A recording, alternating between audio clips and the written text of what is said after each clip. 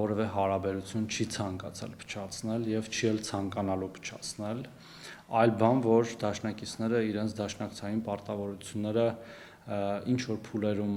դադարել են կատարել եւ կարելի է ասել նաեւ, որ շարունակում են չկատարել։ Ինչ վերաբերում է այցին ընդհանրապես, սովորական այցեր,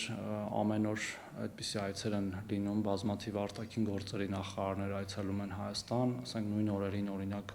մեկ այլ երկրի ուրիշ նախարար էր Երևանում, Իրանի պաշտպանության նախարարը,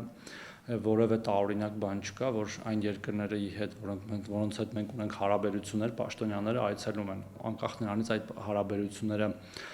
լարված են այս փուլում կամ համեմատած ինչ որ այլ տարիների հետ թե լարված չեն, որտեղ նույնիսկ եթե լարված են հարաբերությունները, պետք է հանդիպել, խոսել եւ բարձրաձայնել այն ինչ որ քեզ մտահոգում է, որպեսզի լուծում ստանա, իսկ քաղաքացիները, որոնք որ կամ քաղաքական ուժերը, որոնք որ բողոքի ակցիաներ են իրականացնում, Հայաստանի Հանրապետությունը ազատ ժողովրդավար երկիր է, որտեղ երաշխավորված են քաղաքացիների ազատ հավաքվելու իրավունքները եւ մենք հպարտանում ենք դրանով, որ մենք այդպիսի երկիր ենք։